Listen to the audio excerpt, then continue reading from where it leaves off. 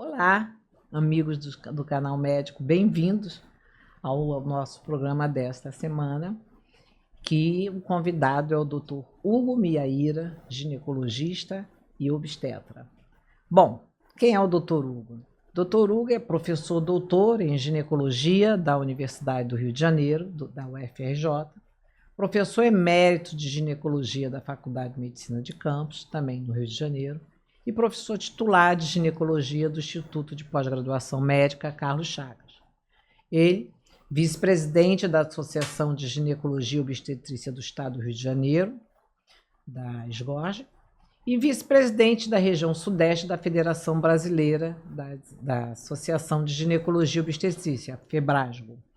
Então, ele teve esses cargos e continua sendo o grande consultor, né, de todas as federações e de todas as GORs, e é membro titular da Academia de Médicos e Escritores Abrames. Inclusive, a gente tem aqui hoje 2 livros deles que eu tive o prazer de receber, de ganhar.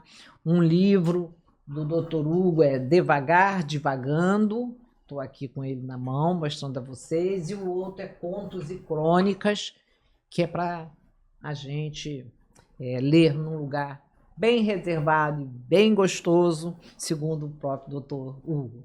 Dr. Hugo, eu estou aqui com o máximo prazer, Dr. Hugo, agora olhando para o senhor, de estar te recebendo, porque nós somos amigos de longa data, apesar do tempo da gente às vezes não estar se vendo, mas a gente sabe do carinho, né, e da admiração que eu tenho pelo senhor, e sempre tive. Sou uma pessoa formidável, maravilhosa. Eu estou muito feliz do senhor ter aceito. Estou até gaguejando, mas eu tenho que falar isso com todo carinho, de ter aceito esse convite. Eu acho que foi a primeira vez, né, gente, que eu gaguejei no programa apresentando um professor.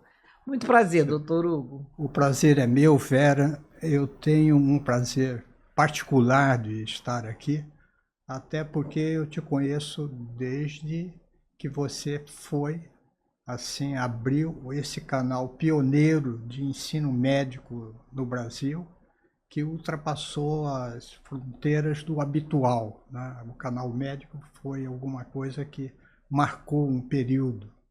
E retornar ao canal médico, poder dar aulas, conferências, etc., na casa do médico, mesmo no interior e tal, isso é um grande avanço e eu fico honrado de ter sido escolhido para estar aqui hoje. Muito obrigado, professor. Então vamos começar o canal, agora já arrefeceu as emoções, né? Porque realmente sou pega assim de surpresa por uma emoção muito forte. E então, doutor Hugo Miaíra, querido, vou lhe fazer uma pergunta que sempre faço para todos os colegas que vêm, né, ao canal médico. Nós, agora, nessa nova fase dos grandes mestres, a gente traz a vida e a obra, né, deles. Então, nós adoraríamos saber um pouquinho da sua infância, da sua família. Estou fazendo a pergunta no geral, na adolescência, e depois o que lhe motivou a fazer medicina, né? Quer dizer, em que horário, em que momento foi esse que o senhor decidiu ser médico durante ou a sua infância, ou a sua meninice, ou a sua adolescência, ou foi já uma, vamos dizer assim, alguém que te inspirava já desde pequena na família? Vera, quer dizer, eu nasci numa cidade pequena, uma cidade do interior, que hoje é uma capital do estado de Mato Grosso do Sul. Eu nasci em Campo Grande e fui educado lá. Uma vida extremamente simples, uma família classe média e estudei sempre em colégio religioso, colégio salesiano Dom Bosco. E naquela ocasião, quer dizer, estudando, você pensava assim na profissão, pensava em engenharia, em advocacia, em odontologia, e medicina.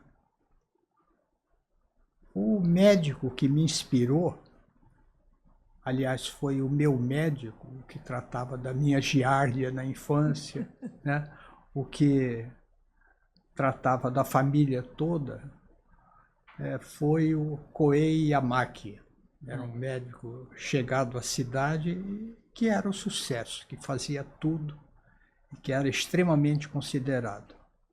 Aquela admiração que eu tinha por ele, e sobretudo pelo poder, a capacidade que ele tinha de exercer aquele poder que a medicina lhe dava, me fez querer ser uma pessoa parecida com ele. Então, quando meu avô me perguntou, aos 7 anos, você está estudando o que você vai ser? Eu vou ser doutor, porque doutor era o médico. E depois isto se consolidou ao longo da adolescência e observando a coisa, né? Quer dizer, Então vamos ver aqui, vai ser passado para a gente dar uma olhada nessa família linda dele. Olha o pai e a mãe dele. O seu pai tem origem japonesa, né? japonesa. O senhor me disse que naquela época, a sua mãe muito linda, né? Minha mãe era Que naquela realmente época foi um dos primeiros casamentos interraciais, né? Em Mato Grosso, né? Em Mato Grosso e na minha família, na família Miyaíra, é claro que foi o primeiro. Né? Ah, tá. Mas a Miyaíra é pro lado do pai? Do pai. Do pai, né? Do pai. Tá. E eles também eram de Mato Grosso? A família Miyaíra. A família Miyaíra, meu pai, nasceu lá em Mato Grosso, em Campo Grande.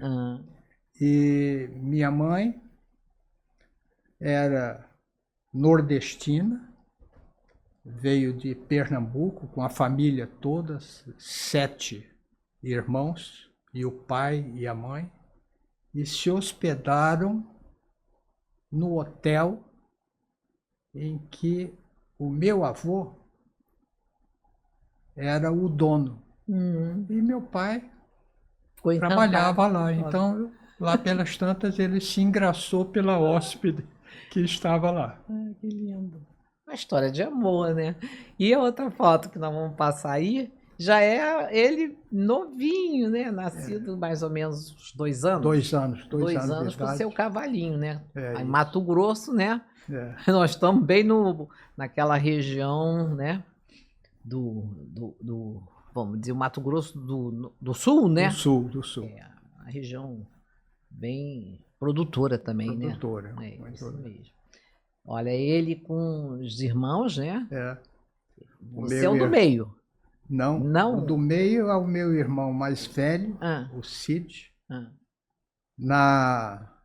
Ali no colo do Cid está o meu irmão mais novo, Renê. Eu estou aqui à direita. E a Mércia, que está ali, não é minha irmã, mas foi criada como minha irmã. Ela era irmã da minha mãe. Ah, tá. A irmã mais nova. A irmã mais nova da sua mãe. Então fazia parte. Olha só, o professor, já rapazinho, né? Aí você já... Aqui eu tinha já 17 anos. Já sabia que ia ser médico? Eu estava preocupadíssimo com o vestibular, né? Estava acabando o colegial? Estava acabando o colegial aí. Bonito, doutor Hugo, né? Naquela época que você vê a formatura de 2º grau com smoking. Com smoking, gravata borboleta, é isso mesmo. Bom, aí daí vamos continuar a história, de vez em quando vai entrando as fotos. Daí o senhor foi fazer o vestibular de medicina? Fazer o vestibular, vim para o Rio de Janeiro. Aí veio para o Rio? Vim para o Rio. Sozinho? Não, eu vim com minha família, na ocasião... Toda? Eles estavam mudando, né? E aí houve oportunidade de trabalho aqui, então eles optaram por vir para cá, para o Rio de Janeiro, e eu comecei então a fazer o cursinho pré-vestibular, né? Coisa que, na realidade, esse pré-vestibular eu já fazia lá em Campo Grande. Quer dizer, eu tinha um colégio muito puxado, O salesiano sempre foi puxado muito em todos os puxado, locais, e né? tinha um professor em particular, que era o Agreiter, um padre extremamente rígido. Ele fazia física, química e matemática e eu estudava aquilo sem parar, né? 3 anos estudando isso, inclusive sábados, tendo aula com ele também. Então, quando eu cheguei aqui, foi mais simples encarar Mas ainda chegou a fazer o cursinho aqui no Rio. fiz o cursinho aqui. Aí fez vestibular, aquele vestibular que a gente sabe aqui que todos contam no Maracanã, né? No Maracanã, né? O da Seis Gran Rio, né? Que classificava, era aquele classificatório. vestibular. Então, na época, no Brasil todo havia 44 faculdades de medicina, né? E vestibular eliminava, né? Quer dizer, a nota mínima era 4, eram 3.800 candidatos para 60 vagas em Niterói, para 120 na UFRJ, que na época se chamava Nacional, 80 vagas na Medicina e Cirurgia, hoje é a FEFIERJ. Então, eu fiz o vestibular e dei sorte, né? Deu tudo certinho. Tinha Ciências Médicas também, que era estadual. E eu passei em 3 faculdades. Passou em 3 faculdades, professor? Que bom. Passei, e optei pela Nacional, que era a UFRJ. E onde tinha, assim, na época, os grandes nomes da medicina, né? Os professores, Clementino Fraga. Grandes nomes. E também uma época de muita agitação política. Vai, né? Imagino. Foi que ano isso que o senhor entrou na faculdade? Eu entrei na faculdade em 63. Nossa, o senhor pegou bem a agitação, né? A agitação, né? Pouco antes, o Jânio Quadros tinha renunciado, o presidente. Então o senhor ainda pegou a faculdade lá na URCA? Na URCA. No prédio da URCA. No prédio da URCA, lá na Avenida Pasteur. Né? Então o senhor passou mesmo por aquele movimento todo, né? Aquele movimento, um movimento estudantil, com muita politização, com muita, né? Aliás, naquele período, isso acontecia no mundo todo, né? Em Paris havia o Cohn-Bendit, que também fazia passeatas, barricadas. Né? Surgiram os Beatles, quer dizer, para um garoto que veio do interior como eu. O Rio era uma efervescência. Era uma efervescência, tudo era novo, né? E politicamente eu acho que foi um período que eu aprendi muito. Eu imagino, porque eu era bem mais novinha nessa época, mas eu ainda me lembro de muitas coisas desse período, né? Antes e depois, né? E depois eu tive uma mocidade muito tranquila. Acho que todos nós tivemos uma mocidade mais de passear, de curtir a vida, porque tinha um aparato de segurança, né? Que hoje eu me preocupo com os jovens que vão para a rua por causa das inseguranças que existem, né? Mas, professor, teve algum episódio interessante nessa época que o senhor estudou a faculdade, além da Revolução em si, né? De 64, que o senhor entrou em 63, logo de 64 teve. Então já passou por um episódio, já é um episódio interessante. Havia, quer dizer, o contexto social estava em plena efervescência, né? A pílula anticoncepcional havia chegado há pouco ao Brasil. Ela foi pesquisada nos Estados Unidos lá em 58, mas chegou aqui no Brasil em 61. E aí, pela primeira vez na vida, se dissociou sexo de reprodução. E tão interessante, porque havia até movimento entre as meninas de ter um certo pudor, imagina, de ser virgem. É. Porque o sexo estava liberado, a pílula mudava assim totalmente as relações, né? Então foi um período de muita liberdade sexual e também o clamor de liberdade política após 64. É.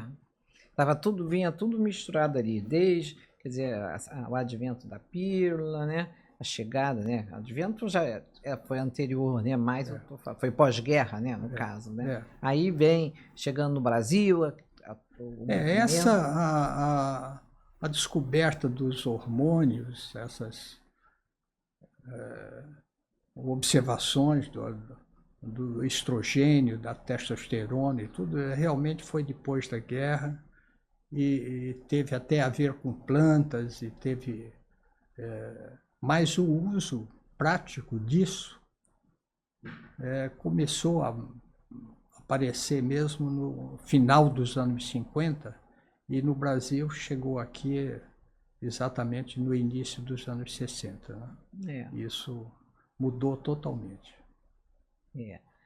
O professor, quer dizer, mas não teve, além desse episódio, nada que o senhor queira contar assim de engraçado, ou de interessante, ou de diferente durante a época da faculdade, não, né?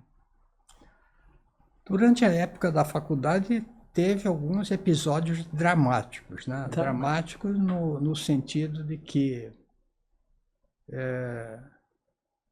havia o grupo extremamente ativo politicamente, a UNE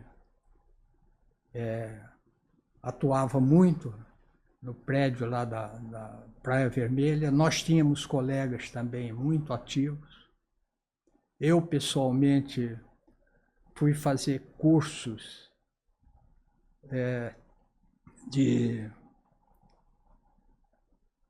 políticas sociais, cursos de marxismo, etc. E havia uma distribuição sobre algumas coisas que todo mundo considerava injusta.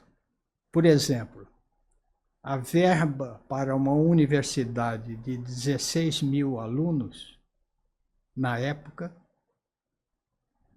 era inferior à verba para a alfafa dos cavalos do exército. Entendi. Então, e havia as outras comunicações do tipo, quem é que explora o alumínio no Brasil? Quem que explora o manganês? Né? Então, havia aquela política, né, em que se gritava, falava do entreguismo político e da necessidade de reação.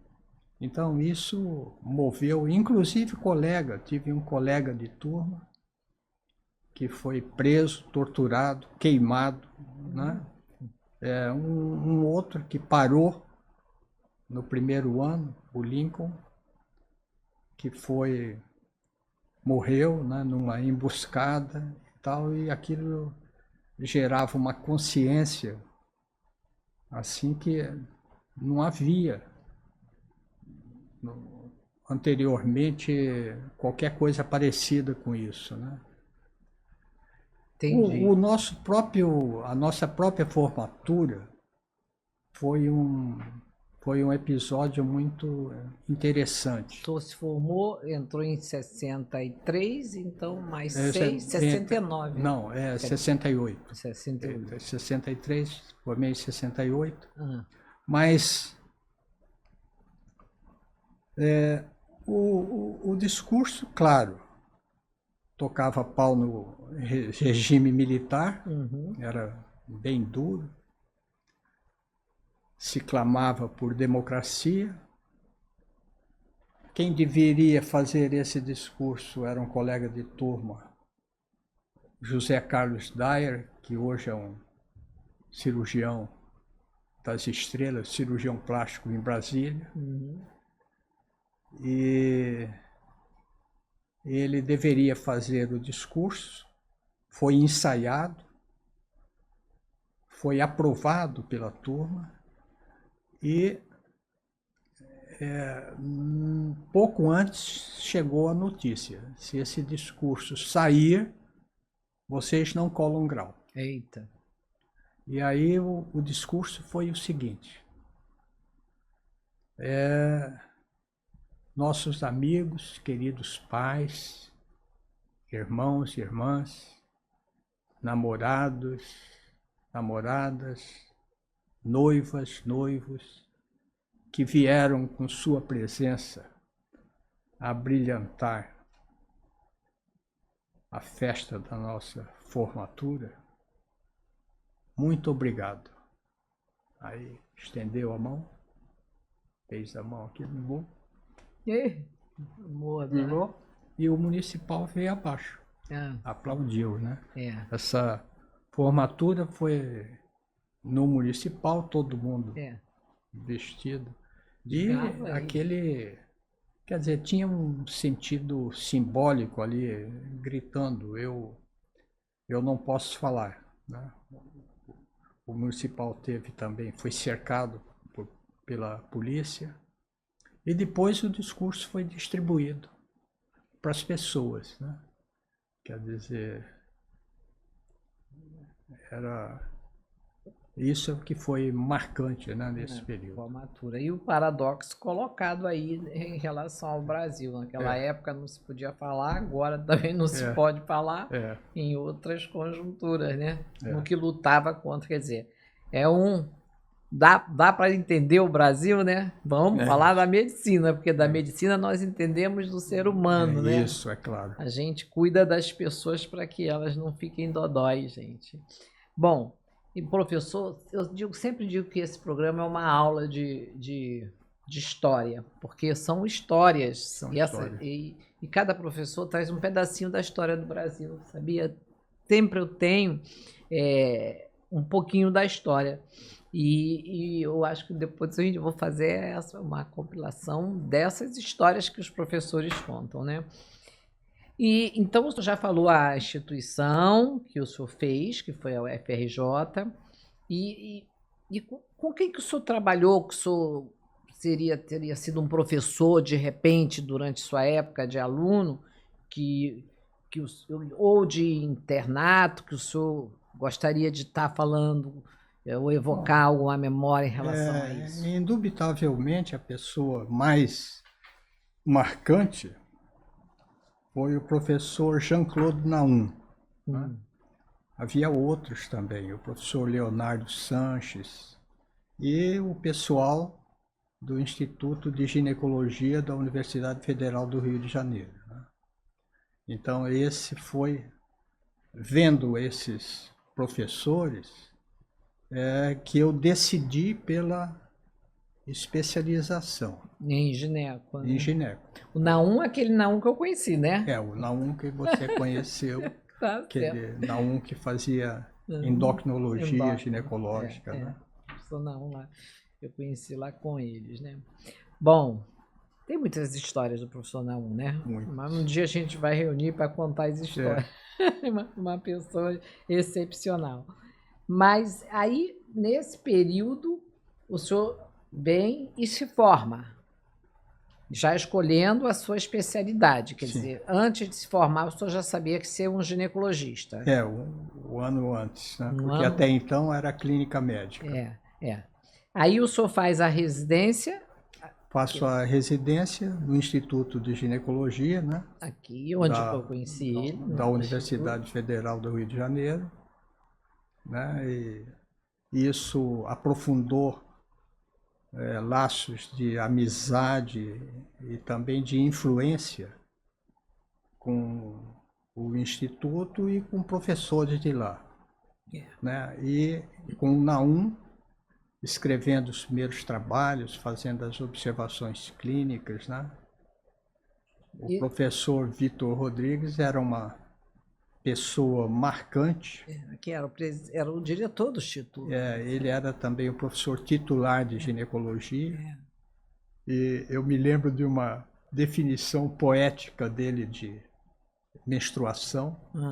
Ele dizia que a menstruação é o pranto de um útero desiludido. E é Por quê? verdade. Porque ele chora lágrimas de sangue, porque não alberga em seu interior um ovo. Se assim eu fizesse, não choraria. Filosoficamente. Endocrinologicamente é exatamente uma isso. filosofia endocrinológica, né? E o professor Naum não tinha nenhuma tirada dele para o lado da sexualidade? O Naum tinha tirada para tudo, para o lado da sexualidade. E ele dizia coisas gozadas, do tipo assim, pleonasmo é você dizer japonês de óculos. Quando você diz japonês, já quer dizer de óculos. E tinha também as aulas de sexualidade, de sexologia clínica, que o Naum dava e que misturava então a endócrino com componentes culturais, né? Com componentes culturais e de história também. E que levou, numa fase posterior, a fundar um grupo de estudos que fazia história e filosofia. Né? E eu entrei nesse grupo também. Interessante. E também tinha um professor, lá no Instituto, tinha um professor Canella, né? Tinha. O professor Canella. Ele era contemporâneo. Era contemporâneo e um agitador. Sem igual. Sem igual. Né? Mas uma pessoa muito querida também. Quem dera que ele estivesse aqui, porque ele também seria um grande convidado aqui do Canal Médico. Né? E o professor Naum também, né? Porque ele não está mais entre nós. Bom, aí o senhor se formou, fez a residência no Instituto e daí?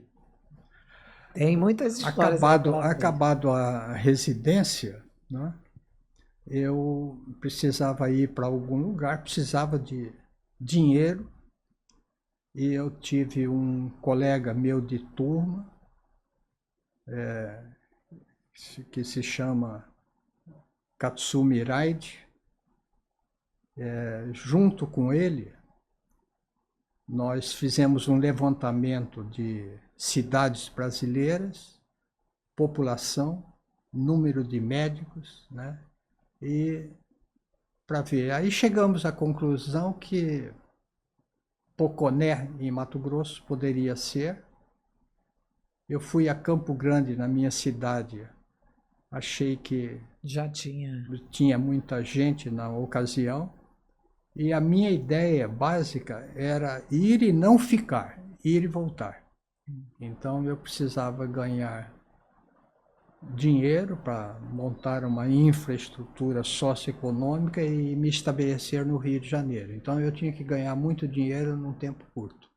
E aí, baseado nisso, caiu o território federal de Rondônia, Porto Velho. Nós nos reunimos e vamos para lá, vamos. Você e seu colega? Eu e o meu colega, e nós fomos para lá. Vamos para lá, com uma mão na frente e outra atrás, sem conhecer ninguém. Mas também não era casado, não sem tinha emprego, filho, sem nada, não. E nem ele, nem eu. Nós fomos e depois, né, ele se casou. Ele casou e ficou lá ou veio? Não. Ele se casou, ficou lá mais de um ano, nós trabalhando juntos, eu e ele. Eu atendendo clínica médica, ginecologia e partos. Ele atendendo clínica médica, cirurgia geral, e a gente fazia tudo. Quer dizer, ele fazia uma anestesia hack, eu operava a cesariana. Eu fazia hack e ele operava o Nessa época época a gente fazia tudo, A né? gente fazia tudo. Os médicos, eu também, vamos dizer, até o ano que eu me formei, 78, as formações, quer dizer, eu não sei depois dos anos 80, mas vocês até podem falar, mas eu acho que ainda mais o senhor que foi professor e emérito de faculdade do interior, mas que o médico ele era um geral de tudo, né? Eu fiz cirurgia geral, eu funcionava, eu fazia de tudo. A gente passava por tudo, né? Até a emergência, 3 anos de emergência aqui, aos domingos no Hospital Getúlio Vargas, atendendo tudo, né? A gente atende tudo. A gente atendia tudo, desde fraturas, né? Atender criança, atender o edema agudo de pulmão, dissecar as veias, fazer as traqueostomias, drenar tórax. Isso era coisa que, independente da especialidade, um acadêmico da minha época se metia nisso. A gente fazia, né? Desde o 3º ano, a gente começava já dentro do hospital. Né? E o mais interessante é que nessa época os professores, os grandes nomes, eram quem estavam chefiando os hospitais. Né? Isso é verdade. Eu não tenho hoje em dia uma ideia, realmente eu não tenho. Eu faço esse programa, mas eu não tenho uma ideia. Por isso que eu quero fazer um programa com jovens, né? Com médicos mais jovens.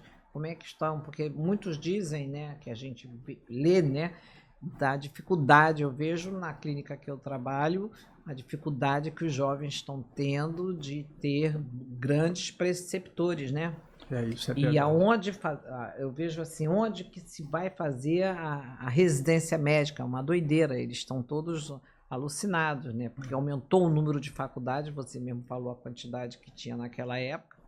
Né, 25. 44 no país todo. 44 no país todo. No Rio de Janeiro, na 28 época do canal, agora. já tinha 95 no Brasil. Agora são mais de 450 faculdades de medicina. E tem uma projeção que eu estou sempre falando no programa, que a gente tem 1 milhão de médicos em 2030. Né? Então, mas, sob um ponto de vista de que esses médicos entrem para o interior do Brasil é importante.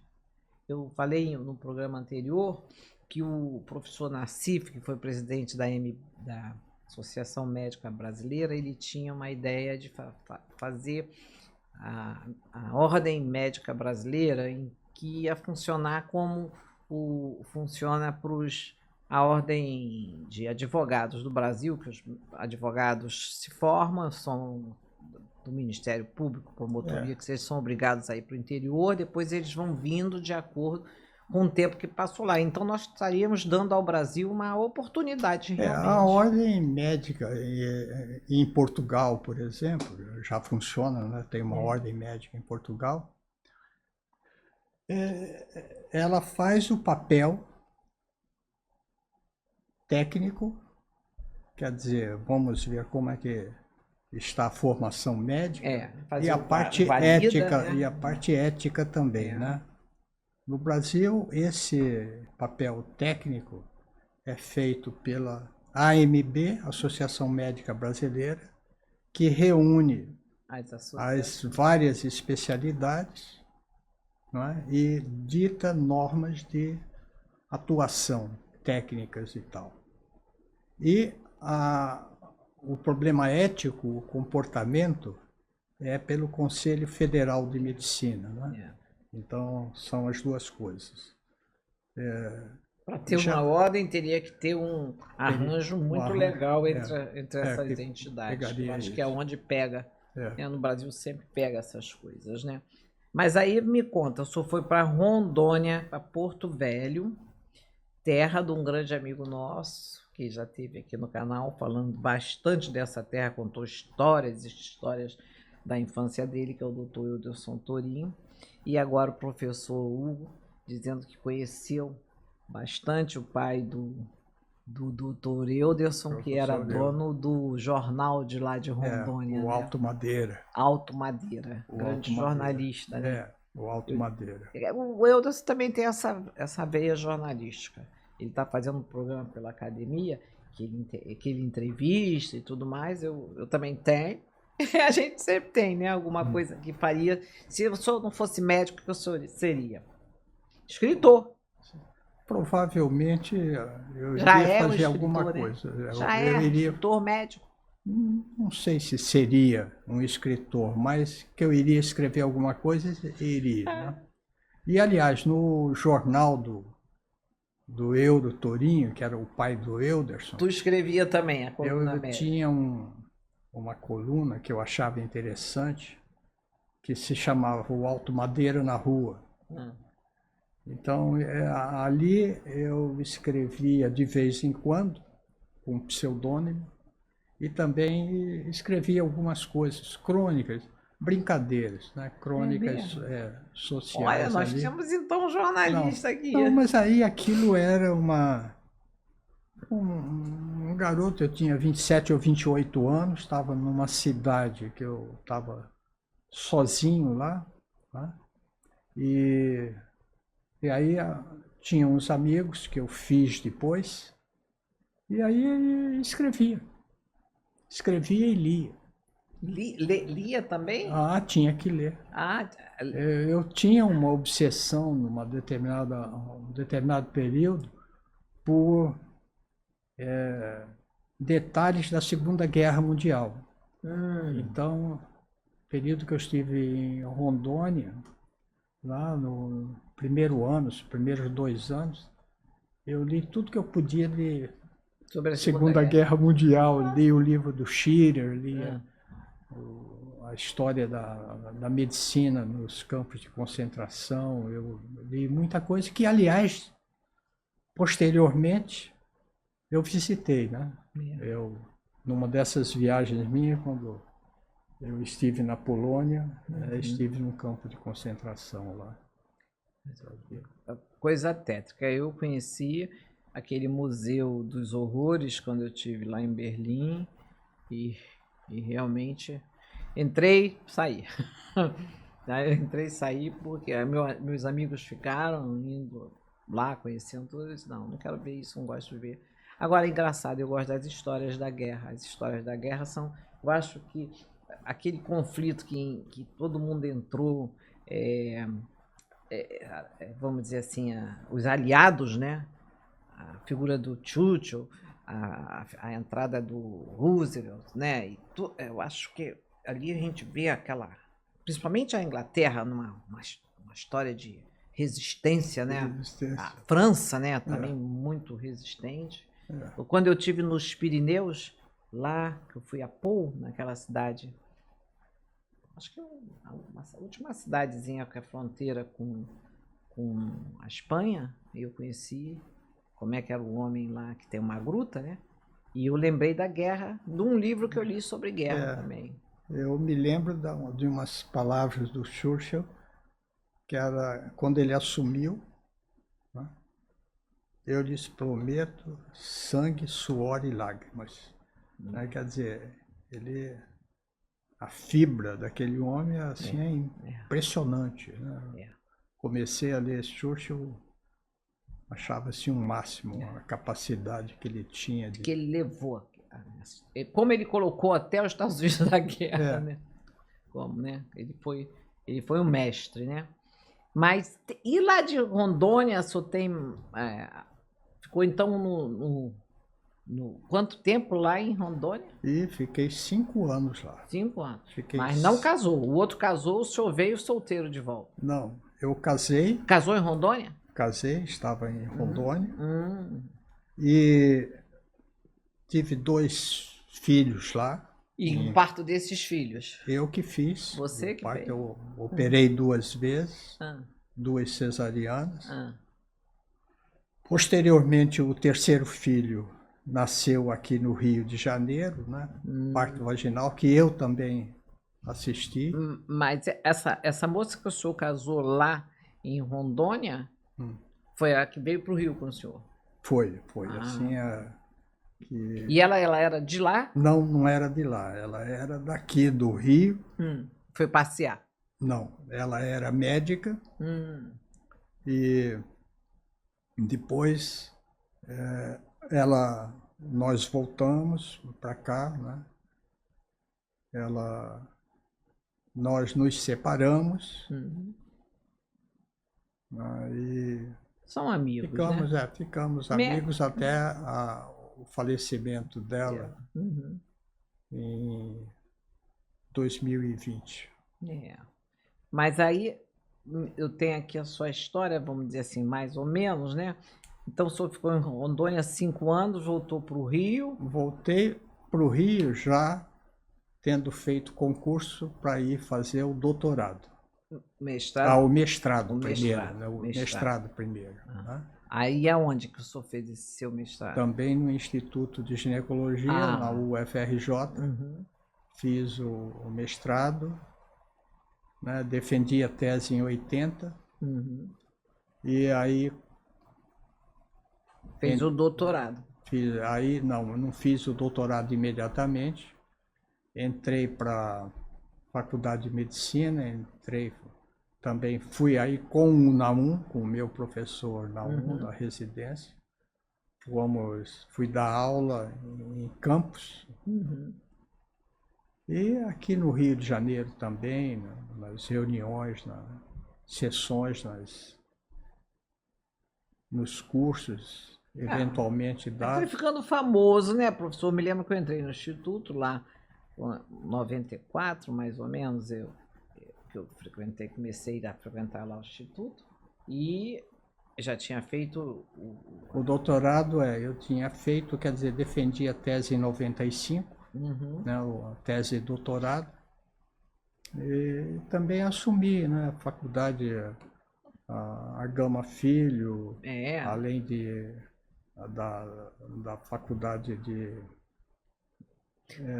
Vassouras, estive Já todo também. mundo já conhecia seu nome, É, principalmente porque eu sou aí, já tinha um trabalho dentro da endocrinologia, né, da sexualidade, fazia. bem proeminente, Bem conhecido. não é? Já era uma pessoa bem proeminente nessa fase. Foi uma fase que Foi nós nesse nos conhecemos. período também, Quer dizer, depois hoje de tem 30 95, anos, né? depois de 95, que começamos um grupo, a campanha política, para entrar para a direção da Associação de Ginecologia do Rio de Janeiro, As Gorges. da SCORG. Uhum.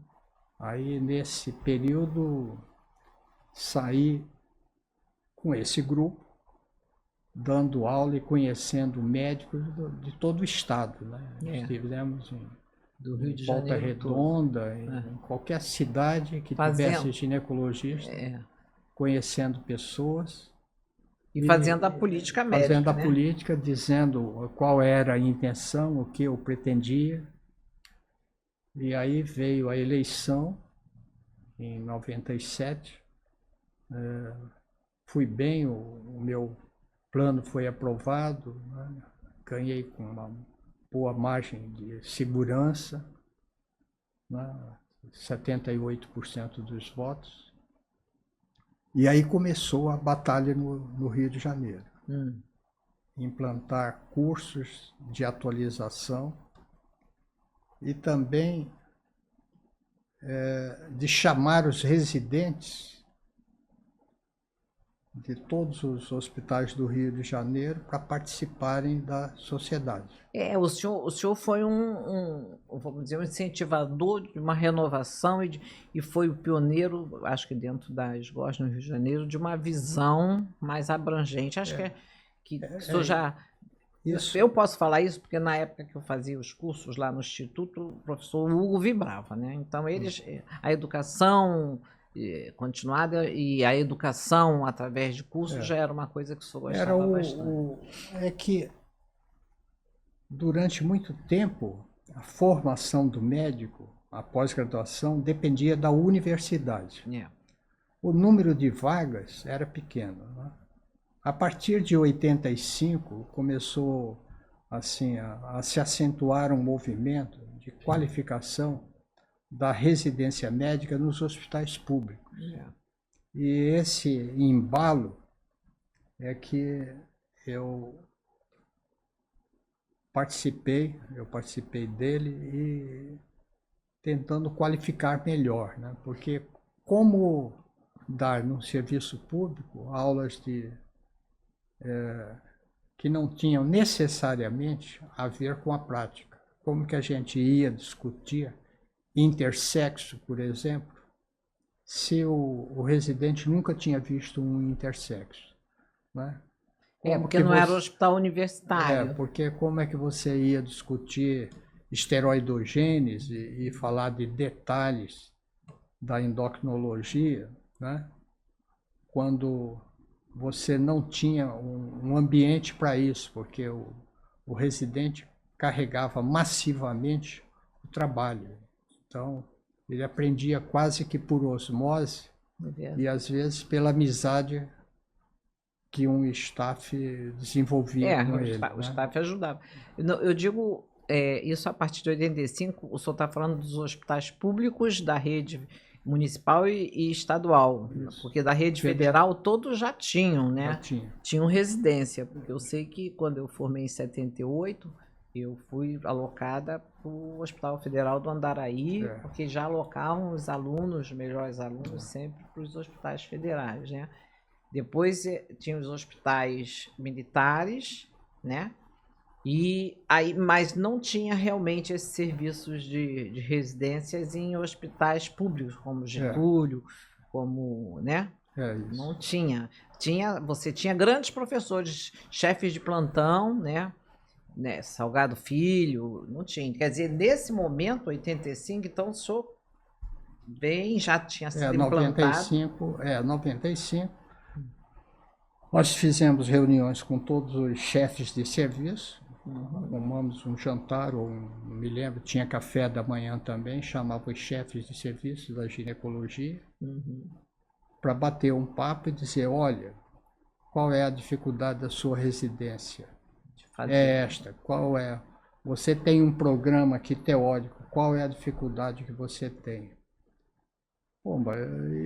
Para esse tema aqui, eu não tenho alguém que fale dele ou trate dele, né? Então, como fazer uma residência de ginecologia, quer dizer, que o residente atende corrimento e miomas e não aprende nada sobre ovulação, infertilidade, patologia cervical, muito basal. Aí, então, muito bem. Vamos fazer um programa que contemple o que você acha que falta. Agora, nesse programa, que nós vamos divulgar para todos os residentes, você pode vir dar a aula que você quer. Entende? Você não tem que ser. Aliás, a Sociedade de Ginecologia não é para ser uma sociedade de professores, é uma sociedade de médicos, em que o professor entra porque ele é médico também. Entende? Então, aí abrir mais o leque, né, de participação. Não necessariamente você teria um corpo docente como uma universidade, mas uma docência, vamos dizer, no sentido de você pegar o colega que estava ali tendo a mesma experiência, ter o mesmo plantão, porque é um hospital que trabalha em regime de plantão, deve ter sido difícil, né? Conseguir até o internato, porque eles nem podiam. Quer dizer, foi uma ação também do governo, né? De montar essa estrutura. Quer dizer, o senhor participou de toda essa elaboração. Isso fez parte, sim, de uma... Para poder se montar coisas que não havia um atendimento de ambulatório, aí se criou os ambulatórios para poder ver algumas patologias. Especializados, né? E também apresentação de caso clínico, discussão, né? Ampliar o espaço. E também, médico é um indivíduo que atende pessoas, né? Nesse período que eu estive na frente da sociedade, né, até por inspiração do Naum, que antes até de entrar, né, o Naum já tinha falecido, já havia praticamente 10 anos, fazer encontros de reflexão. Então, reflexão sobre a morte, né, porque todo residente, todo médico, algum dia vai se deparar com a morte. E daí? né? E aí a morte tem uma história, tem a história da morte, né? Se você for atrás dessa história da morte, você encontra coisas assim impressionantes. Quer dizer, a morte não era uma coisa temida até mais ou menos a época da descoberta do Brasil, 1500. Porque a morte era uma coisa mandada por Deus e pronto, e acabou, e não tem nada. Quer dizer, a partir do Renascimento, sobretudo, é que a morte começou a ser um problema, Assombrar. a assombrar.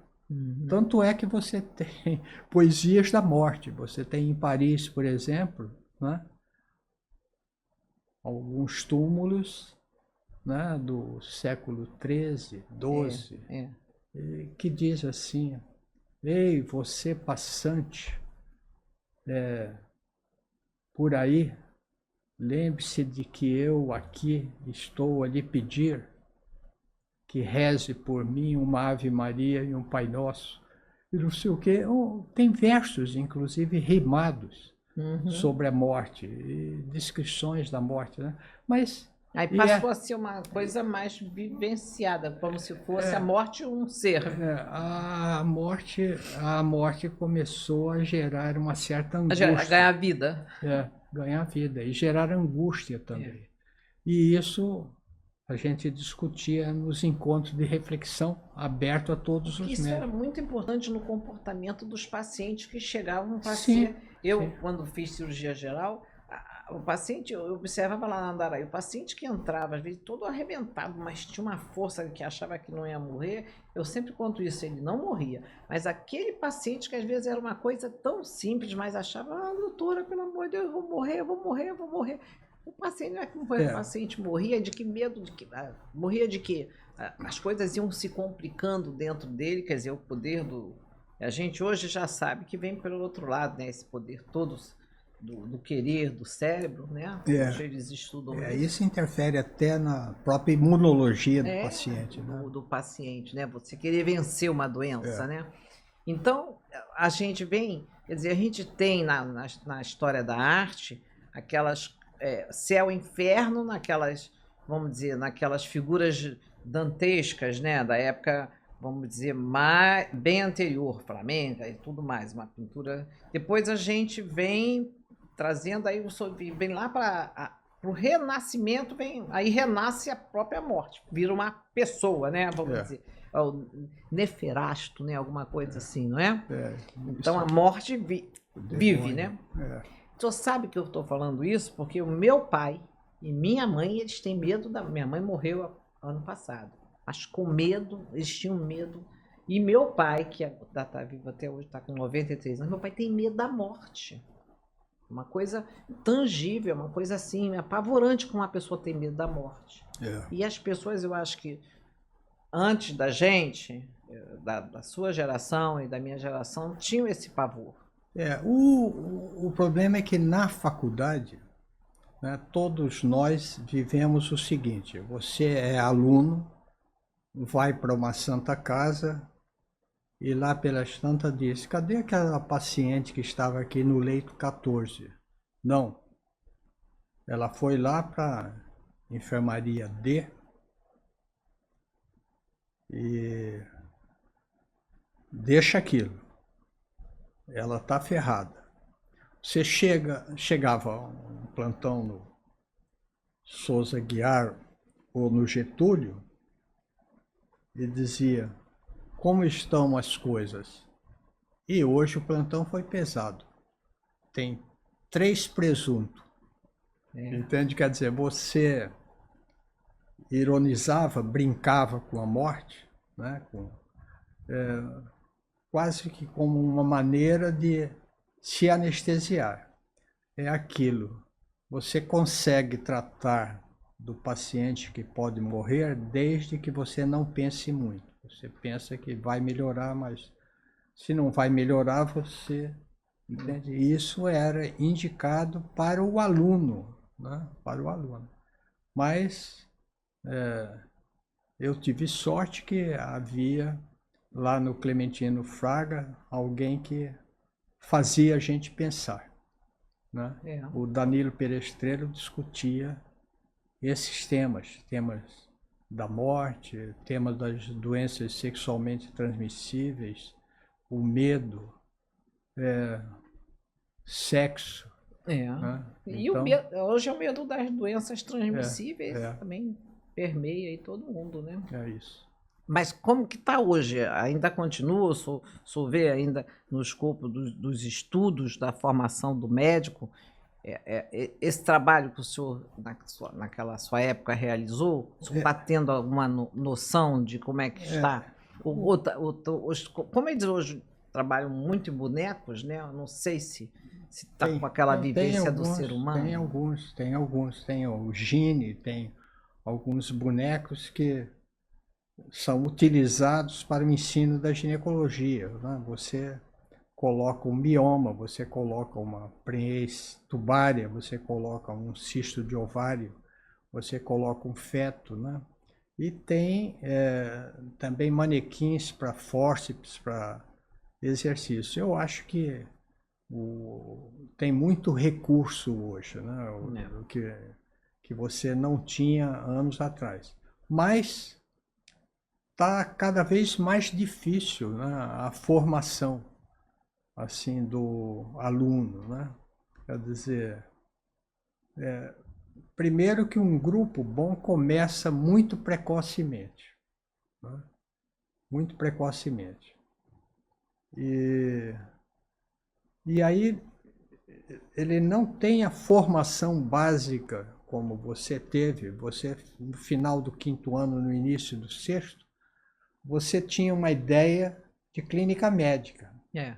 Como que eu vou tratar uma paciente com diarreia, uma paciente com pneumonia, com uma cólica renal, né, com uma cólica biliar, o que eu vou fazer numa úlcera, né? Se ele levar um tiro, o que eu vou fazer? Era Então você tudo. tinha uma ideia disso, o que eu faço num AVC. Hoje você não tem isso, entende? E às vezes até ele justifica isso. Olha, isso, eu tive algumas alunas que disseram, eu vou fazer dermato. E eu dizia, o dermato é uma especialidade bastante extensa. Você tem que estudar muito bem pele, tem que estudar a relação da pele com o rim, a relação da pele com alterações hepáticas. Você tem as doenças genéticas que afetam a pele, né? Sem contar as parasitoses, as micoses e tudo mais. Né? Pô, professor, eu não vou complicar a minha vida. Bom, mas você não vai fazer dermato? Vou. Mas eu não vou fazer essa dermato. Eu vou aplicar botox É. entendeu? Esqueceu Aí do eu digo ectodermo. assim, olha, para fazer apenas isso, estética, você não precisa ser médica. É. Né? Então está muito compartimentalizado, né, a especialidade. Então, e isso está acontecendo também em outras áreas. Né? Quer dizer, você se formou, você fazia toque, atendia parto, fazia uma cesariana, durante a residência aprendeu a fazer esterectomia, anessectomia e tudo mais. Agora a residente faz, mas ela faz patologia cervical. É verdade. É Ela verdade. faz histeroscopia. Não, eu faço histeroscopia, entende? Eu não faço outra coisa. Ou então eu faço só ultrassom e o ultrassom que eu faço é ginecológico. Ponto, é esse aí. Eu não faço, entende? Então vai, de certa maneira, está se limitando um pouco. É. Eu não estou dizendo que não tenha espaço para haver essa ultra especialização, mas para essa ultra especialização tem que haver antes Uma uma ideia super geral. Uma especialização, eu ideia acho. geral. Eu acho, para poder você entrar no micro, mas sendo uma parte de um todo, para você poder sair dali, você fica complicado. Realmente. Senão, né? Eu também acho isso, professor. Há professores que vêm aqui e digam, não, é ótimo que seja cada vez mais, por causa do que está vindo aí, da medicina, com o advento da tecnologia cada vez mais, e essa tecnologia da inteligência artificial, e vai ser cada vez mais, eu digo, bom, mas você vai ficando cada vez mais restrito no seu conhecimento. De repente você não sabe, passa uma pessoa, cai na sua frente, você não sabe como você vai tirar aquela pessoa. O básico ainda continua sendo essencial. Né? Eu também acho. Bom, agora nós estamos continuando. No início, eu mostrei que, quer dizer, na sua gestão da SGORG, então, o senhor foi uma pessoa super atuante. Tanto que o senhor montou um dos maiores congressos que teve aqui no Rio, né? Que nós vamos ver as imagens dele agora. É verdade. Um congresso grande. Esse foi um congresso, ali está... Em 2008. 2005. 2005. Esse daí eu não sei de quando. Tá. Esse talvez seja de 2008. Tá. Congresso que está a Vera ali. Mas aquele congresso, o congresso brasileiro aqui de 2005, teve mais de 6.700 inscritos, né? Foi até aqui no Rio Centro. Foi o maior congresso do Rio de Janeiro aqui. Nunca teve, né? Nunca teve um congresso desse tamanho, né? Desse tamanho. Olha só, muita gente boa, né? Vai lá, estimulantes sexuais femininos, foi contigo. Que falou sobre estimulantes sexuais femininos. Bom, porque o senhor sempre mexeu com essa parte sexual da endocrinologia, né? E que é super importante, porque hoje em dia, então, cada vez mais, né, professor? Bom, aí depois o senhor fez esse congresso e montou, ganhou um espaço lá quer dizer, comprou a sede da SGORG, pelo que eu sei, né? Foi de fato, né? Nós saímos, né? Tínhamos uma sede lá num lugar muito fechado. E o Ricardo Oliveira vendeu a sala, né? Deu de entrada aquele dinheiro para comprar 2 salas ali, e aí em seguida eu assumi. E aí, graças a contatos e etc, e cursos, né? No Rio de Janeiro também, em todo o estado e tal, consegui dinheiro, subvenção para pagar essa sede. Quer dizer, tem a sede, ganhou o nome do professor Hugo Miaíra, seu nome? Não ganhou o nome. Esse daí foi uma sala. Uma sala? Que é uma sala de gravação, semelhante a essa aqui. Tá. Para podcast. Assim. E coisas assim de aulas que... Aí, foi, então... né? O Silvio, que está ali. Olha, esse não é o Portinho? Esse do canto de não é o Portinho, não. Esse daqui é o Mário Vicente Jordano. Mário Vicente, que é o filho do Mário Jordano. Filho do Jordano, ali ao lado do Mário está o Silvio, né?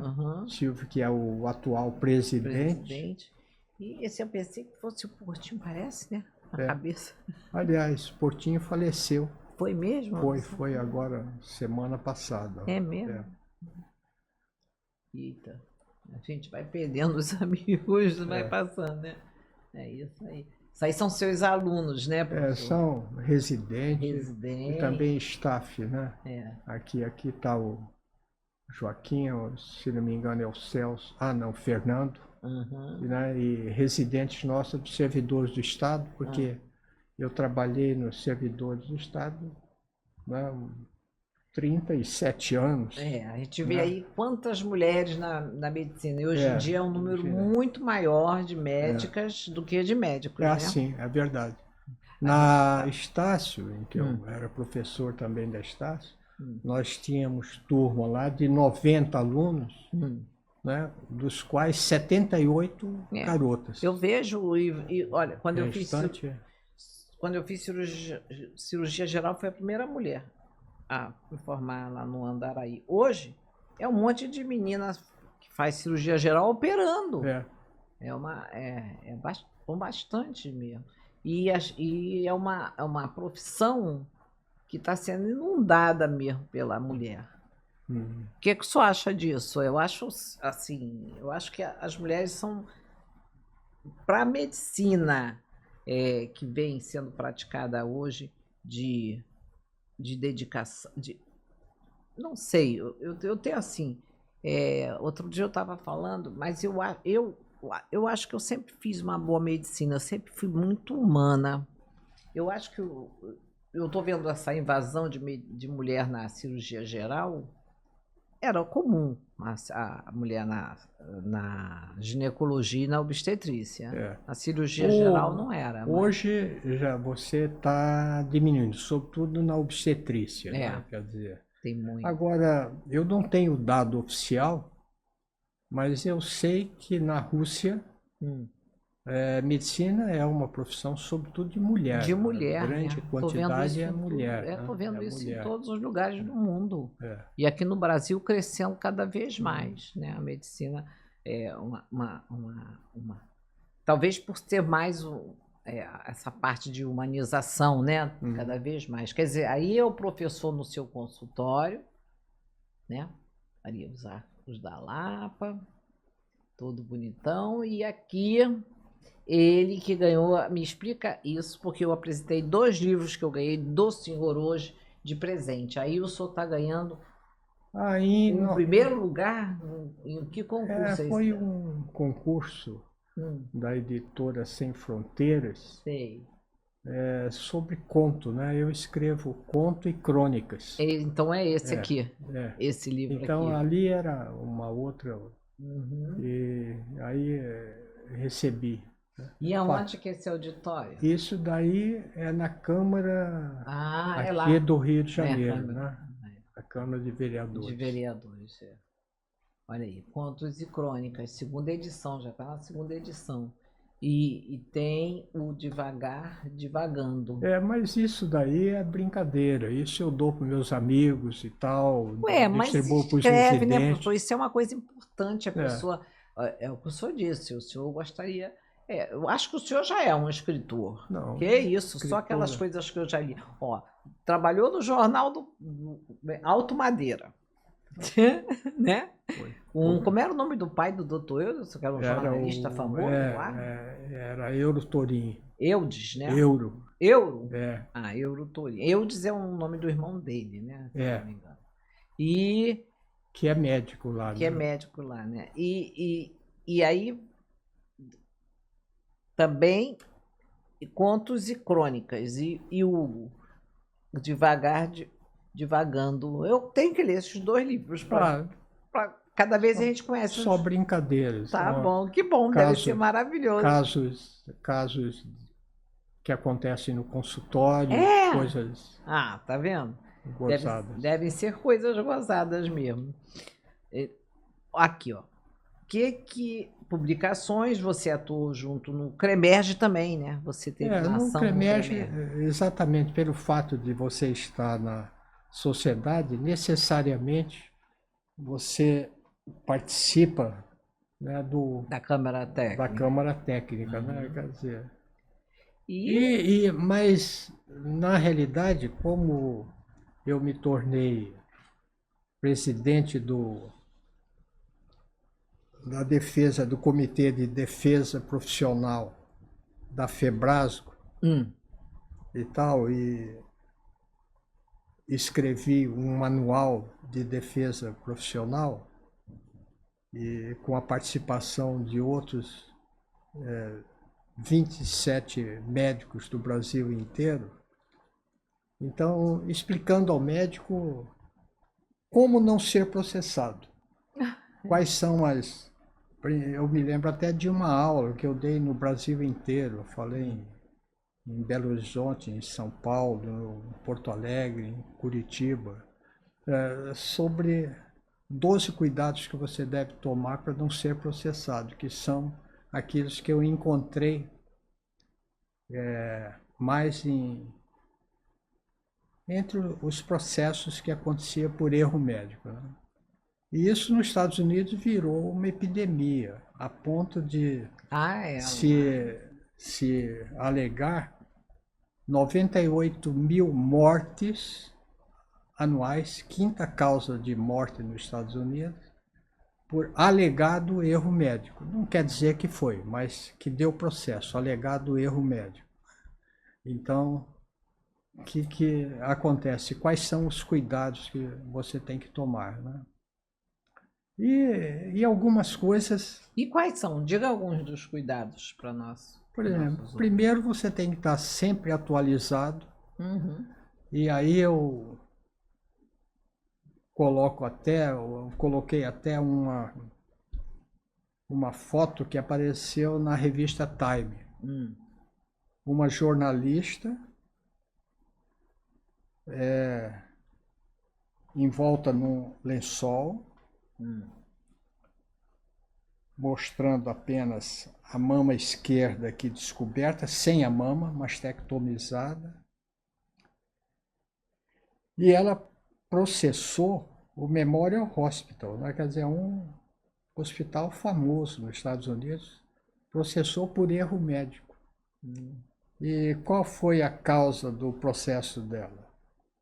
É que ela disse: eu tive um câncer de mama, meu câncer tinha 1,5 centímetros, uma coisa dessa. Fui operado eu acho que foi 87, 88. Nós estamos agora em 95. Eu estou curado, mas apesar de estar curado, eu processei o hospital por erro médico, exigi e ganhei 2 milhões de dólares.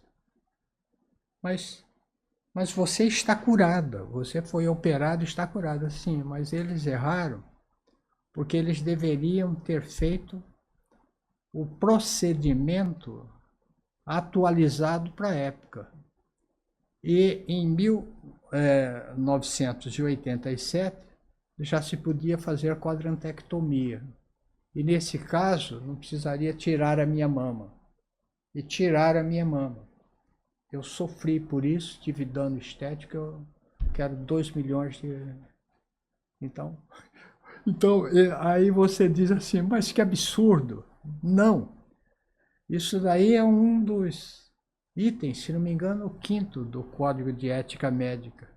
O médico tem o dever de estar atualizado. Tem o dever. E a gente vê isso aqui no Brasil que ainda não tem, né? E eu até brincava nos congressos e dizia, atenção, para quem opera ovário policístico, você pode ser vítima de um processo desse.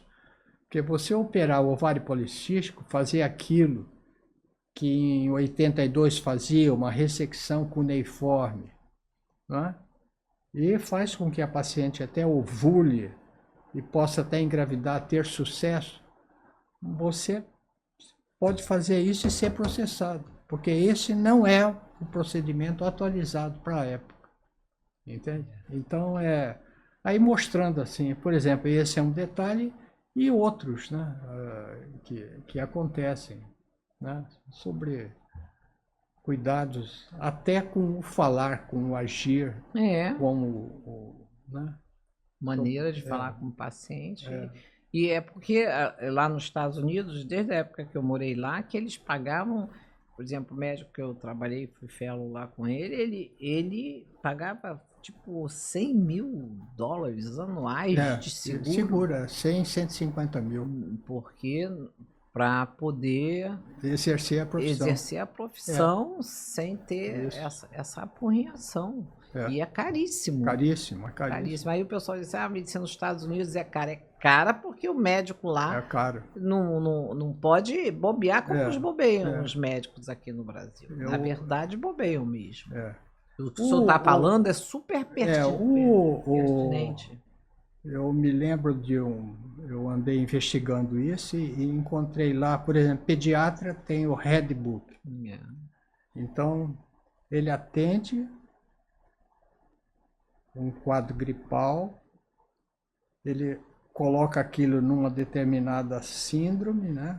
Olha, isso daqui é uma síndrome gripal, e o Red Book diz para eu fazer isso, isso, isso e isso. Não, isso é só uma gripe. Está aqui um antigripal, vitamina C, boa alimentação. Não. Aqui está escrito que tem que ter uma radiografia de tórax. Tem que ter isso. Se você não fizer isso, você não está coberto pelo seguro médico. Então eles trabalham com os livros então, de segurança, né? Exatamente. Tem que fazer aquilo. Se não fizer, olha, eu acho que não precisa, mas eu vou pedir. Porque a norma, né, o protocolo diz que eu devo fazer isso. Esse engessamento, que na realidade é assim mesmo. Às vezes as pessoas perguntam assim, por que na América, na Austrália, em qualquer outro local, a gente não vê que eles não avançam muito? Eles não avançam por causa de toda essa situação. Bom, e alguma personalidade que o senhor trabalhou, o senhor gostaria de falar, além do Dr. Naum? Algum nome? Não, né? O Leonardo Sanches eu já disse, né? O Leonardo Sanches, eu até agradeci a ele na minha tese de doutorado, dizendo que quando eu o conheci, ele me fez duvidar de tantas coisas que eu comecei a ter muito medo. E agradeci a ele. Mas medo de quê? Deixa eu perguntar. Medo até daquilo que eu ia fazer. Ele questionava filosoficamente verdade, né? E depois aí também eu tenho o grupo de filosofia, né? Quer dizer, eu tenho um grupo de filosofia desde 2003. Antes eu tinha o grupo que começou com o Naum, que foi de 83 até a época que ele faleceu, que foi ali em 89. E depois em 2003, eu arrumei o meu grupo, que persiste até hoje. Eu tenho toda semana que legal, uma reunião com o professor da PUC também, né, e um grupo de 5 médicos.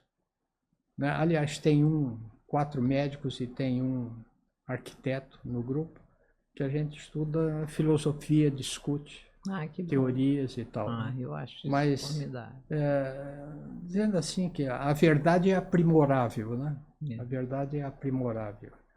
Você tem a verdade, mas ela vai mudando o tempo todo, né? O seu raciocínio ético-patogênico, ele muda, vai mudando. Até porque as evidências vão acontecendo. Vão acontecendo, principalmente no que nós fazemos, né? Porque nós, até que a medicina vem de uma raiz empírica, né? E por mais que a gente tenha controle, né? E tenha todo esse aparato de como tem o americano do Red Book e de tudo mais, o ser vivo que vive e que tem uma mente que ninguém sabe até que ponto essa mente pode estar influenciando tudo, em toda a microbiota, em toda a imunidade, em tudo, né? Então é difícil, não é uma coisa fácil, não. Então por isso que eu acho que o médico, eu pelo menos tenho essa concepção, trabalhar sempre alegre, fazer o professor, o paciente sempre está bem disposto, o paciente sempre está acreditando. Eu acho que para mim... Crer é terapêutico, né? Mexe com o sistema imunológico. Eu acredito nisso. Agora eu vou fazer uma pergunta para o senhor, que nós vamos ver mais fotos. Como é que o senhor equilibrou essa sua carreira pessoal? Sei que o senhor tem um hobby, que além de ser o de escrever livros, contos e crônicas, né? Tem algum segredo para você ter tido essa harmonia entre tudo? O que o senhor faz? Teu hobby, eu sei, mas o senhor pode contar. E outro hobby que eu sei que também o senhor faz, que é. Nós vamos passar aí, que são suas. Ó, ele aqui. Ah, minha mulher, Sandra. Olha, a Sandra. É, Linda, a né, a gente- Sandra? Passeando, né? Que é o hobby dele, é passear e comprar artigos de luxo. Artigos de luxo, Artigos de luxo. luxo nem sempre, mas eu não fui, Aí, quer dizer, nunca pretendi é. ficar rico nem nada. O dinheiro que eu ganhei, Gastou todo em viagem. gastei. Né? Em Eu viagem. fui ao Butão, fui para Sibéria, fui para além dos destinos tradicionais, né? Olha lá, Isso é Paris, Paris, lindo. Como é que tá lá? Siena. No Sena, a Aqui, catedral, né? Ali no fundo. aqui, eu acho que é Itália. Parece que é em Veneza, né? É Veneza. Tá passeando. Passear é bom, né? É bom. Eu acho que passear é muito bom. Aí na neve, esquiando. Acho que é a melhor coisa. Eu gosto de viajar tanto, professor. Eu acho que a melhor coisa do mundo, para mim, depois de atender meus pacientes, é viajar, sabia? Isso é o povo todo aqui, Minha né? família. Essa é a sua família, né? Eu, Sandra, né? Filhos, netos aí. Netos e já tem bisnetos? Não tem né? ainda, não. Não tem netinhos. Não. Ah, Estão todos aí. olha que lindos. Tá faltando uma aí, tá É? faltando a Valentina. Essa sua filha aqui me lembrou uma filha minha. Olha só. Professor, então, o seu hobby é passear e como colecionador, a gente fica para a próxima ocasião, mas eu acho lindo ele pegar. Como é que se chama a sua coleção? Que o seu, são dos deuses da fertilidade. Da fertilidade. Né? Eu estive em templos de fertilidade. O senhor já me contou naquela época e agora, então o senhor teve não, milhares. Aumentou muito, Eu estive em templos de fertilidade no Butão, no Nepal, né, na Turquia, né, esses destinos todos que eu vou aí. Isso. Agora, professor, nós estamos chegando no nosso finalmente. Qual o teu sentimento que o senhor tenha pelos avanços da medicina? E que tem alguma coisa que lhe empolga em particular? Olha, é maravilhoso, né, você ter esse acesso que você tem agora e você vê, sobretudo, a imunologia entrando da maneira como a gente imaginava que algum dia entraria, né? Essa coisa que começou com o trastuzumab lá em 2005 ou antes um pouquinho e que hoje se estende a todo o tratamento de câncer, inclusive de intestino, de pulmão. As imunoterapias. A imunoterapia, né? Então o homem está vivendo cada vez mais, né? E agora o problema é viver com qualidade de vida também, né? Então você não viver correndo, né? Viver com qualidade de vida e ter uma vida mais tranquila. O tranquila não quer dizer ficar parado e sem fazer nada, não. Ter atividade física também, viajar, ter essa parte social, ter amigos é fundamental, né? É isso mesmo. Amigos são amigos, é uma das melhores terapias, né? Você poder falar, conversar.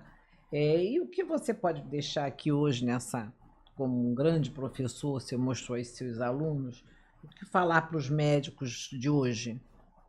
Não sei, alguma coisa que os médicos antigos, que eu aprendi lá no Clementino Fraga, quando eu fazia clínica médica, que o objetivo último da medicina é o tratamento. Uhum.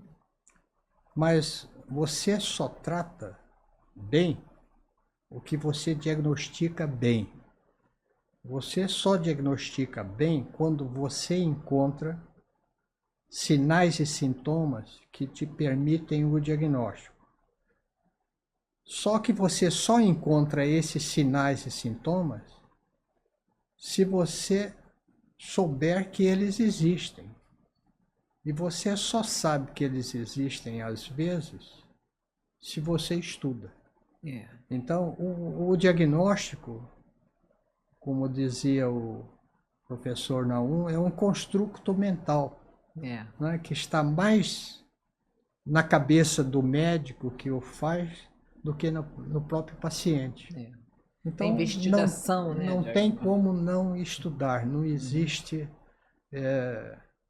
assim um bom profissional sem que ele planeje um programa de estudo, de atualização, de estar vendo constantemente. Senão, sobretudo com esses tempos modernos, você em pouco tempo se torna superado, né? Obsoleto, isso mesmo.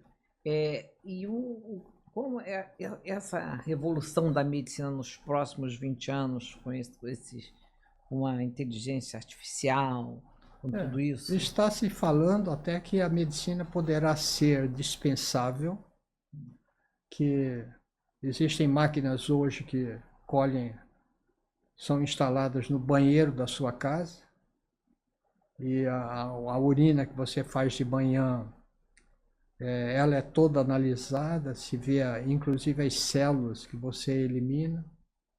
O diagnóstico está cada vez mais ligado a máquinas, a exames.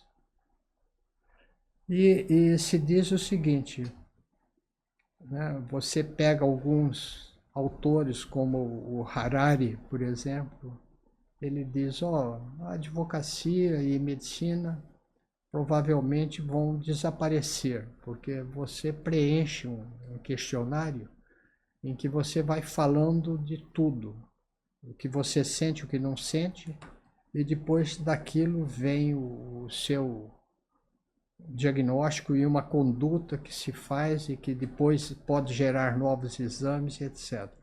Mas tem uma coisa que a máquina não faz, é o calor humano. Então, esse calor humano, o atendimento do médico é uma coisa que não vai ser nunca dispensável, né? Nem que seja, claro, agora estava perguntando qual a melhor coisa é estar conversando com os amigos, né? Então, o médico cada vez mais sendo amigo do seu paciente. Isso daí, esse é o objetivo último.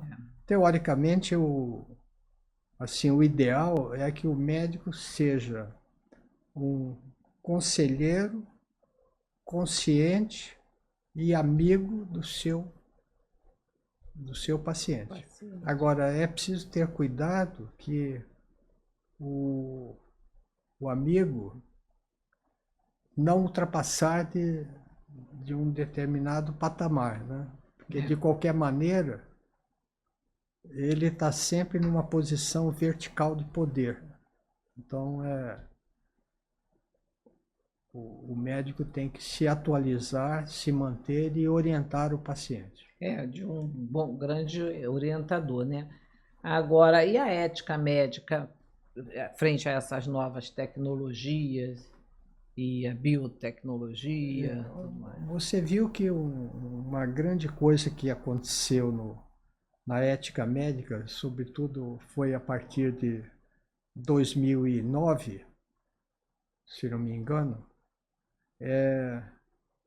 a ideia de sobreviver a qualquer custo já não vinga mais, né? O médico só deverá realizar procedimentos diagnósticos ou propedêuticos se isso gerar algum benefício para o paciente. Então, o paciente que está muito mal, e aí vamos fazer isso, vamos fazer mais aquilo e tal, e já foi feito tudo. Não, mas Se não fizer isso, ele vai morrer. A morte é uma coisa natural. Natural. Olha, você já esgotou, já fez a radioterapia, já fez a quimioterapia. Ele está agora com uma metástase pulmonar. Não, você vai fazer traqueostomia, para aumentar o espaço vital, mantê-lo vivo. Não precisa fazer a traqueostomia. Eu Então, acho que é a dignidade, né? Nós tivemos que dignidade. fazer agora com a minha mãe, né? Minha mãe passou 5 meses com uma infecção urinária, depois infecção pulmonar, infecção urinária, pulmonar. Por fim, todos os antibióticos, chegou a polimixina. Aí aquela situação, vai botar na máquina, se acontecer, se algum interfere, aí tem que assinar aquele termo, né? E eram uns 3 irmãs, que nesse inteirinho da minha mãe ter ficado doente 5 meses, morre meu irmão. E para dar notícia para o meu pai também foi uma coisa complicada. Então, eu e a minha irmã somos 2 médicas e uma não médica. E tivemos que assinar as 3. E eu vejo o rosto da minha outra irmã, que não é médica, olhava assim para nós 2 médicas, e a gente tinha que assinar o termo de, bom, deixa ela morrer em paz. Porque a gente já sabia que não tinha mais saída, né? E é difícil essa hora. Como foi difícil assinar tudo aquilo ali. Isso é que não confundir isso, que é distanásia, o paciente sobrevive algumas horas ou dias, mas à custa de um sofrimento muito grande, e eutanásia, essa é a distinção que houve. Então, a distanásia, né, foi caracterizada bem, e você não tem que praticar distanásia. Né? Ela morreu bem como ela queria, ela não queria ir para o tubo. O paciente está inconsciente, não tem mais tecnicamente o que fazer, a possibilidade de recuperação é nula, já se fez o que podia fazer. Tudo. Então, não tem que colegas, manter mais, fazer transfusão de sangue, operar e entrar com mais remédio. Fazer isso. Ela, no caso, a mamãe era tão vaidosa que a gente, naquele dia da morte dela, a gente brincou com ela, enfeitou ela toda, levei meu pai para visitar, e ela se viu bonita, né? Que ela era muito vaidosa. Depois ela morreu nos braços. Eu saí com meu pai e ela morreu nos braços das minhas 2 irmãs. Foi, Mas vamos continuar aqui, professor. O que o senhor, com o conselho que o senhor daria ao médico iniciando a carreira de hoje? Quem está iniciando, eu tenho uma amiga iniciando.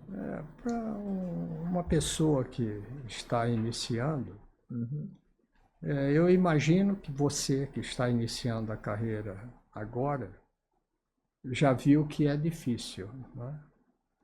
Que o conhecimento, a margem de conhecimento é grande e o tempo que você tem é muito curto, não? Como já dizia o Hipócrates, né?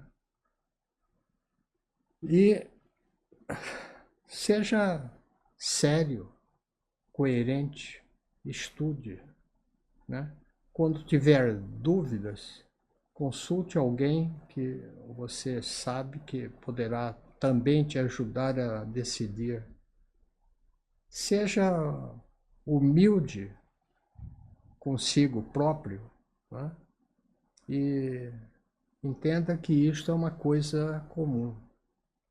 Trate os outros, né, como você gostaria que alguém da sua família muito querido, sua mãe, sua irmã, seu irmão, seu pai, fosse tratado. É isso. Professor. Agora, a última pergunta que a gente sempre faz a todos os colegas que vêm aqui: o que o senhor acha de um programa como o nosso, hoje, agora no YouTube, porque a gente já teve a televisão no passado, né? E agora nós estamos no YouTube iniciando uma nova fase com essa formatação de poder fazer debates, entrevistas, né? E a gente, todo tempo a gente fala para para os nossos assistentes, né, as pessoas que estão dando esse apoio ao canal médico, né, que eu acho super importante, porque a gente está falando não só com os colegas médicos, você vê que a gente fala com o colega médico, fala com as outras, vamos dizer assim, todo profissional de saúde, porque o trabalho da medicina é um trabalho de equipe, e falamos com as pessoas que têm interesse de temas médicos, né? Então, a gente sempre pede que, quando toca o sininho, você parece que compartilha com outra. Eu não sou muito especialista, não, mas tem que curtir, pode comentar, pode dar o like, né? E apertar o sininho, e também para receber novos programas. Tem toda umas ações assim nesse uso do YouTube, que é outro instrumento de multiplicação, é uma novidade, né? E te agradecer muito, professor, que o senhor é muito querido, né? O que o senhor acha do programa? Eu acho que é interessante, até porque essa entrevista ela não é tão técnica, ou melhor, ela é técnica, mas ela tem um alcance muito maior, um alcance assim social. Um coroa como eu, de 82 anos, né, falando para uma plateia de jovens, né, que eu posso dizer de 40 ou de 30 e poucos, né, eles tendo a ideia do que eu sinto e também do que outros, como eu, ou mais novos, sentem, para ele entender que a dificuldade é inerente. Primeiro, inerente à profissão, depois inerente à própria vida. O medo é alguma coisa importante, porque com o medo você se motiva a estudar mais para não errar, a tomar medidas preventivas, né? E o que eu dizia para os residentes, e são muitos, né? Muitos anos como coordenando residentes, mais de 20 anos, mostrando para eles e dizendo: escuta, você está vendo? Essa cirurgia que eu fiz 1000 vezes, esterectomia, não sei quantas eu fiz na minha vida, mas de vez em quando a gente pega umas cabeludas, umas que a gente não consegue. Olha, essa daqui com endometriose, com alça intestinal, que nós tivemos que... aconteceu aqui, um acidente, aconteceu na mão de uma pessoa experiente, mas às vezes não é nem o acidente, é uma necessária abertura ou ressecção de alça intestinal naquela situação para se conseguir tirar o tumor ou alguma coisa que se faça necessário. Isso, se você tem essa dificuldade, todo mundo vai ter. O que você tem que fazer é agir tecnicamente e ter certeza que você agiu como gostariam que tivesse agido com um parente seu ou com você mesmo. Essa é um ensinamento maravilhoso que o senhor está deixando para todo mundo, porque é isso aí, nenhuma cirurgia é igual a outra, né? Por mais que seja de nível, não é de nível, tem alguma coisinha diferente, né? E a gente está sempre aprendendo, né, professor? Professor, então eu tô... Bom, achei que foi uma entrevista maravilhosa, você sabe que eu já gosto demais do senhor, então eu espero que o senhor também tenha gostado de estar aqui comigo no Canal Médico. Obrigado por referendar o Silvio Fernandes, vamos convidá-lo. E tenho certeza que, assim como no passado sempre tivemos uma boa parceria com todas as entidades médicas, vamos evoluir para uma parceria em que o Canal Médico possa ajudar de uma forma o melhor possível todos os colegas médicos e todas as entidades médicas e todas as... Porque é um trabalho que a gente sabe fazer, né? Claro. A gente tem o know-how. Sabe muito bem. A gente tem o know-how. Sabe E muito é bem. isso. E o Canal Médico, ele tem a posição já do nome, inclusive, né? Aquela tradição do nome.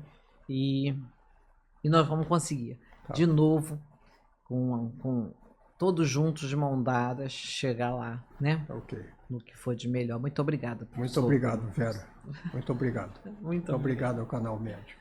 Ó, gente, ó. Ative, como é que é? Aperta assim. Curta, comente, compartilhe. Obrigada.